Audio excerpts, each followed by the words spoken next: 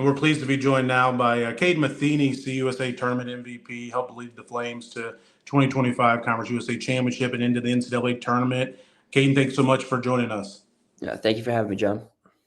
So, it recently came out, we're obviously in the season, into the off season, and, Final Four is going to be played this weekend and everything. I'm sure you'll be watching that. But, it was recently announced you're coming back for your last year of eligibility at Liberty next season. And we'll obviously get into that here in a moment. But first, I want to start with, just kind of how the season ended, and we'll go back and talk about, the tremendous week you guys had in Huntsville and into the conference season, and then into that week leading up to the conference or the NCAA tournament against Oregon.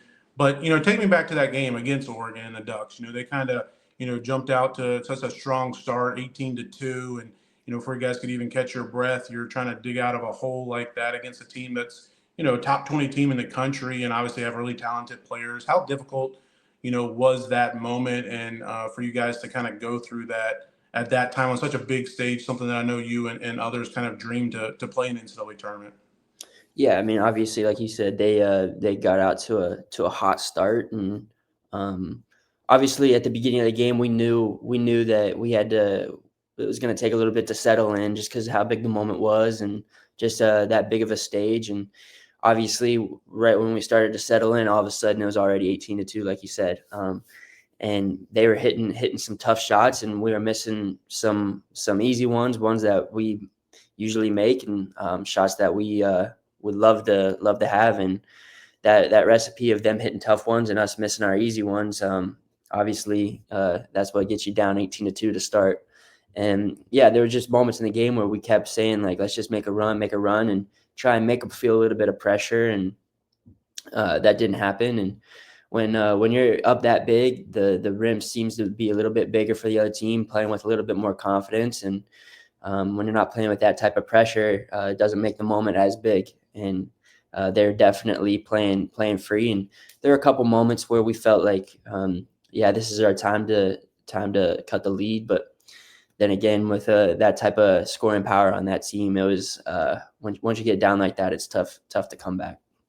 Yeah, I mean, and one thing that I've kind of talked about, and I hope you guys are taking to heart as well too as a team, is, 28-6 going into that game. I mean, one of the best seasons in Liberty basketball history, and hopefully that game doesn't take away from what this team accomplished. So take us back to that kind of week leading up to that NCAA tournament game. Just how, I obviously talked to you down in Huntsville and the conference championship after you guys won, but then you had time to kind of like, let it soak in and sink in that you were a conference champion and getting to play on the NCAA tournament. How special were those 4, 5, 6 days for you personally leading into the NCAA tournament game? Yeah, it was obviously awesome experience, but it was one of those where it was like I wanted to kind of take it all in and realize what we just did, but at the same time, I knew what we were striving for, and that was to make a run in the tournament. So it's kind of like, yeah, let's not take the foot off the gas just yet, and let it all hit you just yet. So it was an awesome experience. It flew by. It was a whirlwind. Being just a bunch of media and a bunch of watching the selection show. Yeah, those 4 days felt like I don't even know, like a day.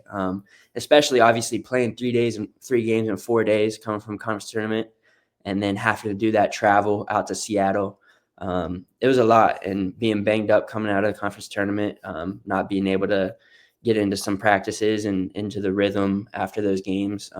It was a quick turnaround. So after the NCAA tournament, that's when I kind of was like, okay, let's breathe a little bit. And that's when I finally went back and watched some of the conference tournament games, and just to remind myself, obviously, what we did and what we accomplished there. And like you said, not to just look at the Oregon game and get upset about that game, because we did, we accomplished a lot this year, and we went through a lot this year. And I've always said that it was one of the most special groups I've ever been a part of. I don't think I'll ever be able to, hopefully maybe this upcoming year, be able to be another part of a special team like that. But we accomplished a lot, and we know that. And but obviously wanted to make a run in the tournament, and we felt that we were capable of that.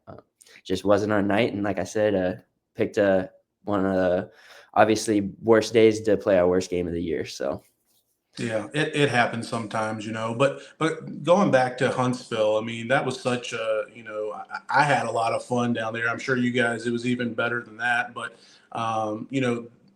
your performance that week and really the team, I mean, you guys were playing at such a high level, an elite level offensively the last really 5 or 6 games of the season going into the tournament. So that's why it was a little shocking that happened in that game, but against Oregon. But take us back to that game. I mean, what you did against Kennesaw, that's something that's going to go down in Liberty record books. People will be talking about that 20 years from now.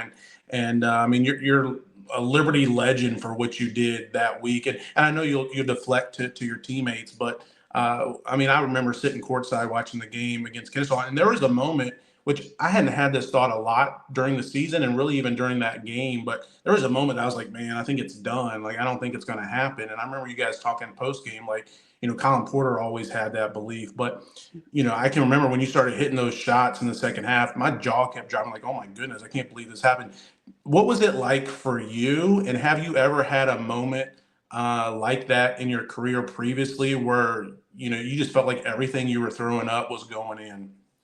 Yeah, those are the moments I live for. Obviously, it's like I want to say like a drug. It's like you want to have that all the time, and it's I have had it. I had it before in my basketball career, high school, couple college games, and yeah, like you said, like the rim just looks like an ocean, and the game is just slowed down. Like you're not even aware of what's going on. And you just get lost in the moment. And yeah, and then once the final buzzer sounds and and you sit down, it's like, whew, like what just happened? Like that was because you're just lost, and taking shots that normally you probably wouldn't take. And but yeah, like you said, I will deflect it to my teammates. They had, Colin Porter especially had full belief every single moment in that game. And like you said, even when it was like 7-minute mark, 8-minute mark, and we're down 13-14, Zach Cleveland gets a technical foul like that. It was like, oh crap, like this might end here. But then obviously Colin Porter being the leader and the point guard of the team, he had full belief. And we had a moment in the timeout where I looked at him and I was like, I got you, like I'm with you. And as soon as we went out of that timeout, I think that's when I hit a couple threes and I was like, all right, here we go. But yeah, that was obviously that game, and those moments will definitely be lifetime memories. And being able to do that with the brothers on this team, and just truly special, very special. Yeah, special game, special moment, special week in Huntsville, no doubt. I'm sure you guys will remember that the rest of your lives. But so take us back to your decision here last week or over the last couple of weeks. You had that extra year of eligibility. Correct me if I'm wrong. I think it was due to a medical red shirt you had from Bowling Green. And it was a little up in the air. Were you going to come back one more year and kind of final ride for Liberty, your Liberty career? What went through your process in your mind as you were kind of making those decisions, and ultimately what led to your decision to want to return for one final season with the Flames? Yeah, obviously, like I said, this past team was one of the most special groups I've ever been a part of, and being able to things we accomplished and making it to the NCAA tournament, it kind of made the decision a little harder because it was like, why not go out on this high and be able to just end it here. But obviously, I'm getting married in August, so it was a collective decision between my fiance and I, and we really had to sit down with my family and us. And Liberty's a special place. I've never it's especially being having an experience elsewhere and being able to come here. I know how one of a kind this program is, and how Coach McKay he's one of the best coaches I've ever been a part of. And the guys, he'll always bring in guys in this locker room that are about the right things. And knowing that knowing that Colin and Zach will be here next year went into the decision big time. Like those two are those are my ride or dies. Those are my guys. And I never take for granted going out on the court with them every game. knowing that I have them on the court by my side, it's something special. And I felt like I'd be doing them a disservice and myself a disservice if I let go of that for one more year. If I knew that I didn't take advantage of having one more year with them, I knew I would probably regret that for a while. And like I said, these coaching staff, they it's a special place, and I felt like in 10 years I'd look back and be like, what was I thinking? Not being able to play in this program and play with these guys for one more year. So that's ultimately what went in my decision. And obviously, I'm blessed enough that my fiance was like, do whatever you got to do. I'm right there by her side. So that made the decision a lot easier knowing that she was with me. So you won't be the first delivery player recently to play a season. Mary, you get some advice from Taylor Peter or Yep. Kyle Rode or some of the other Yep. guys? Exactly. Yeah. They've paved the way.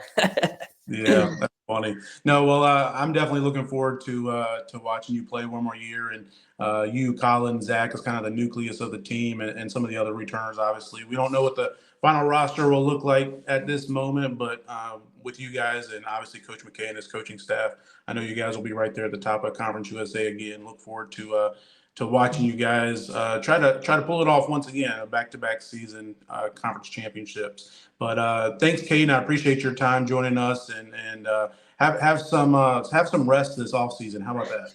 Yeah, I'm trying mentally and physically. It's yeah, it was a long season, but like you said, it's time to focus on the next and get ready to do this thing again and actually make a run in the tournament this time. So thank you for having Sounds me, good. John. Yeah, thanks, Kaden.